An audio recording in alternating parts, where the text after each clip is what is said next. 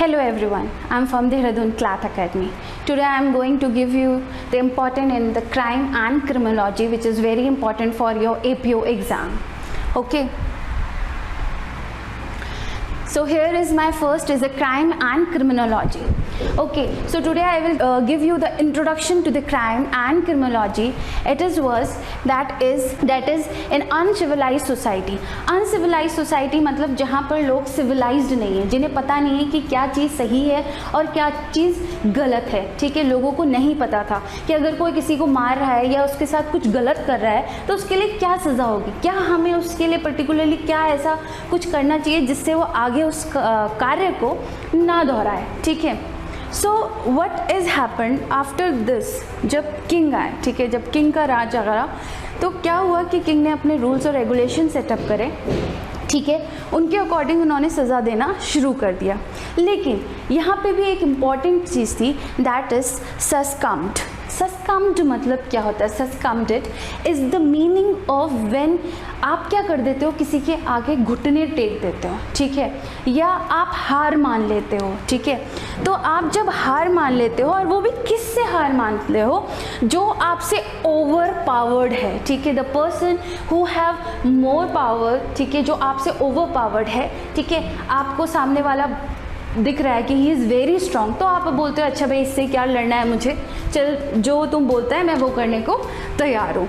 ठीक है, so at that time this has been done. ठीक है, जो उसके अपोनेंट होते थे, अगर वो उसके साथ कुछ गलत भी करता था तो सामने वाला अपनी गलती को स्वीकार कर लेता था. ठीक है, the criminal jurisprudence came into the existence. अभी क्या हुआ कि यहाँ पर ओवर पावर थी, लेकिन किंग ने अपने रूल्स और रेगुलेशंस बनाए थे, उनके अकॉर्डिंग सज़ा दी जाती थी. लेकिन जो मैंने क्या कहा कि जो कमज़ोर होते थे वो लोग क्या करते थे, पावर्ड, जिनके पास ज़्यादा पावर होती थी, जो ज़्यादा स्ट्रॉन्ग होते थे, उनके आगे हार मान लेते थे. Criminal jurisprudence came into the existence. लेकिन क्रिमिनल जूरिस्प्रूडेंस जब एग्जिस्टेंस में कब आया? आपका जब मनु आया. ठीक है, जब मनु के बारे में पता लगा, तो मनु ने जो जूरिस्प्रूडेंस के बारे में जब पता लगाया, एग्जिस्टेंस क्या थी, उन्होंने पता लगाया theft, robbery, criminal force, rape, extortion, adultery. ठीक है, all these things has been introduce in the Manu. फिर मनु से पता लगा भाई ये सारी चीज़ें हैं, और ये सब मनु कब आया? किंग के टाइम पे आया. अभी क्या हुआ? The king administrative justice himself. अब क्या होता था कि दो अपोनेंट होते थे. ठीक है, देयर इज़ दो अपोनेंट होते थे, पार्टीज़ होती थी. हर एक पीरियड में अलग अलग तरीके से चीज़ें आई. ठीक है, हिंदू के टाइम पे अलग आई, मुगलों के टाइम पर अलग आई, हमारे ब्रिटिशर्स के टाइम पे अलग आई. तो ये इस टाइम पे क्या होता था, जो मेन प्रोसेस है, ठीक है, वो ये था कि अपोनेंट होते थे, उनके बीच में जो भी डिस्प्यूट होता था अमंग द पार्टीज़, उसके बारे में क्या किया जाता था, उसके बारे में जो जज होता था, जो जजमेंट दिया जाता था, that has been given by the king himself. ठीक है, अपने आप ये क्या देते थे? जजमेंट देते थे. ठीक है, they give the judgment. Then the criminal was fined. The criminal was fined का मतलब क्या है? यहाँ पे फाइन का मतलब ये है कि जो फाइन लगा जाता था, मतलब ये कहा जाता था कि भाई तुम जिसने क्या किया है, जिसने ऑफेंस किया है, जिसने क्राइम किया है, जिसने गलत किया है, विधि के अनुसार उसको फाइन देना पड़ेगा. ठीक है, अब क्या होता था, फाइन तो दिया जाता था, लेकिन वो जो फाइन होता था ना, वो किंग के पास आता था. ठीक है, उसके खजाने में ऐड होता था, ना कि उसको दिया जाता था जिसने सफ़र किया है. ठीक है, so this is one of the problem which is continuously going on. ठीक है, देन नेक्स्ट उसके बाद क्या आया? हमारा ब्रिटिश पैटर्न आया. ब्रिटिश पैटर्न में ब्रिटिश के लोगों ने अपने तरह के रूल्स रेगुलेशन सेटअप करे.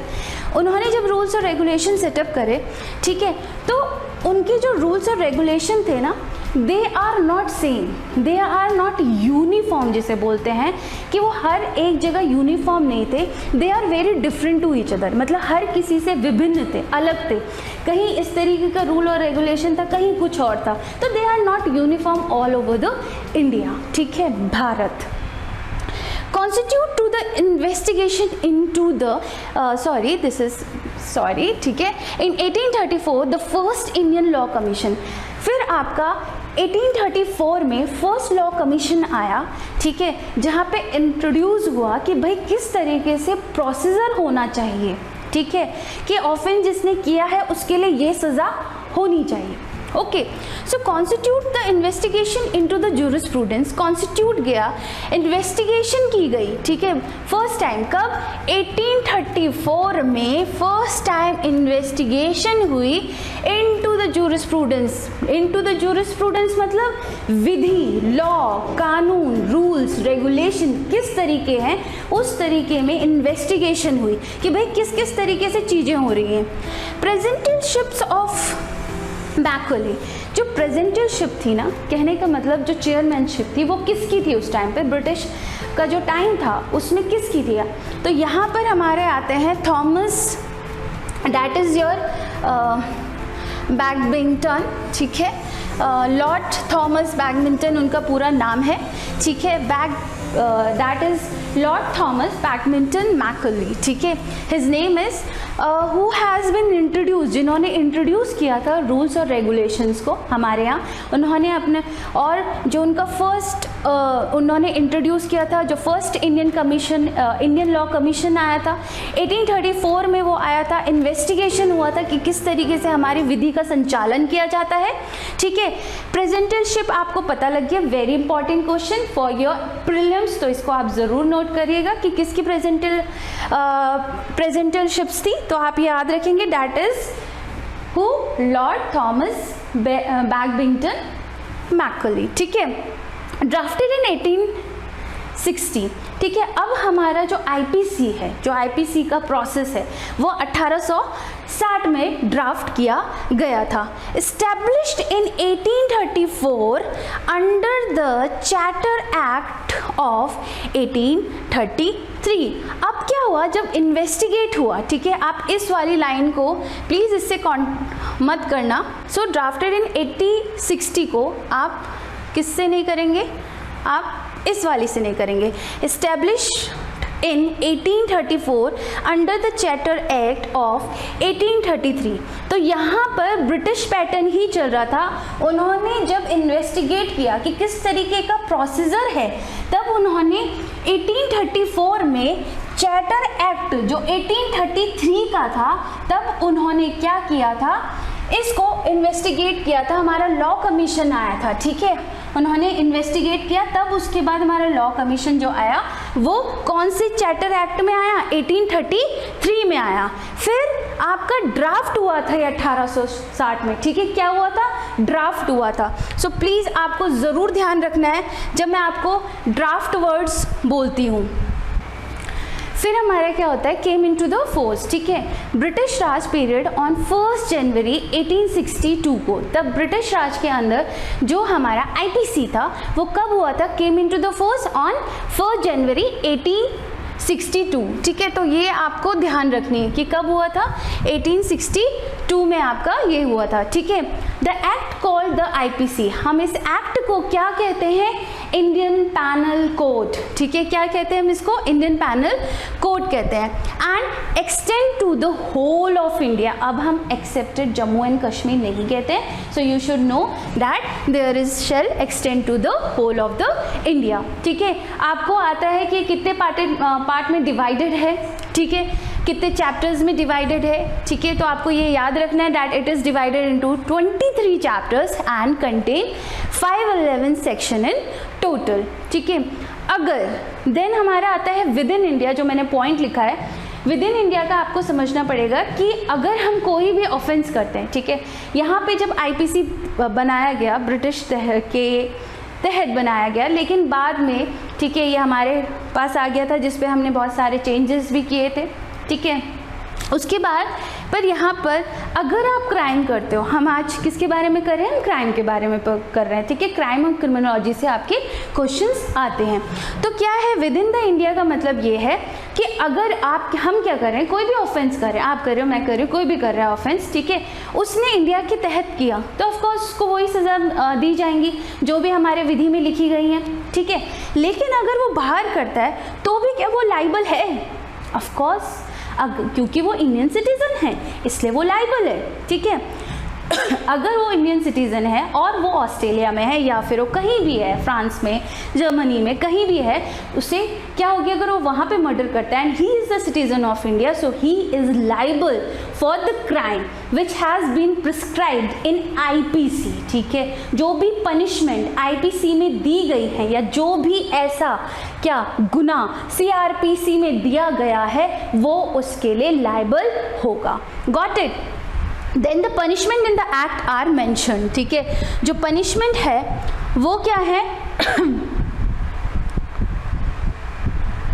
जो पनिशमेंट है हमारी वो मेंशन है चैप्टर 3 इन द सेक्शन 53 से लेके हमारा 75 जो सेक्शन है, ठीक है, आपका वहाँ पर मेंशन है, क्या है, पनिशमेंट मेंशन की गई है कि भाई अगर तुम ऐसा कोई क्राइम करते हो, तुम ऐसा कोई ऑफेंस करते हो, तो तुम इसके अंदर पनिशमेंट के पूरे क्या हो, हकदार हो। ठीक है, तो 53 से लेके आप 75 ऑफ द एक्ट में ऐसा कोई भी नहीं कर सकते। Personal no person is liable, of course he is liable. ठीक है, वो लाइबल है।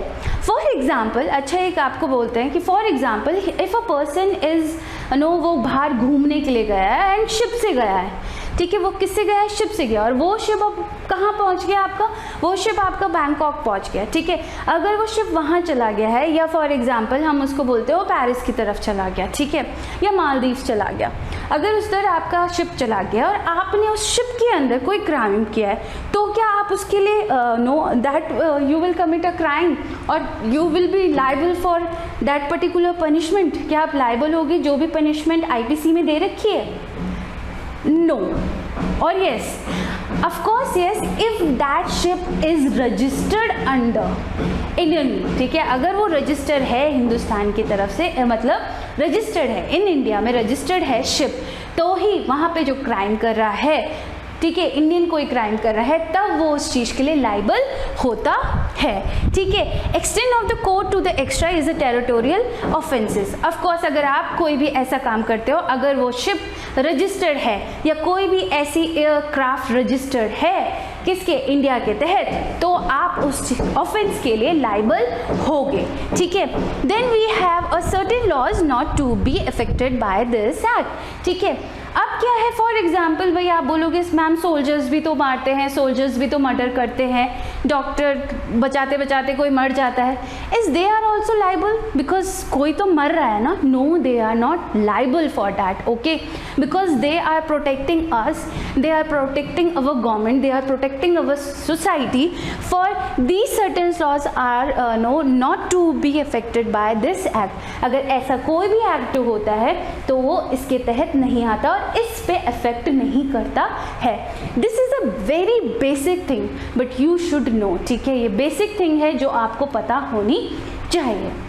ओके, देन आपको पता ही है कि क्राइम की कितने सारी डेफिनेशंस लिखी हैं, तो there is a most important definition which has been come in your APO exams, ठीक है, आ जाती है कई बार, दैट इज़ ऑफ योर आपकी रूसो पॉइंट की बहुत बार आती है, ऑस्टिन की बहुत बार आती है। ठीक है, आपको टेरन की जो टेरन मॉरिस है उनकी भी आपको डेफिनेशन लर्न करनी पड़ेगी। ठीक है, these are some of the no jurist जिन्होंने डेफिनेशन दी है क्राइम की, जो आपको पता होनी चाहिए। एक क्राइम को कंसिस्ट करने के लिए everyone knows and that is a very important and you can say वो फंडामेंटल एलिमेंट्स हैं क्राइम के, जो ऑफकोर्स आप सबको पता है एंड वो आते भी हैं। That is your what, first is your human being, the mens rea, actus rea should be there, human body जिसमें इंजरी हुई हो। ठीक है, तो these are some important fundamental elements of the crime which you should know. Okay, then I will come tomorrow with a new video and even I will live at 12 PM sharp. So आप कल 12 बजे, ठीक है, आइए, मेरी live classes है। और for today this is much. Take care and goodbye.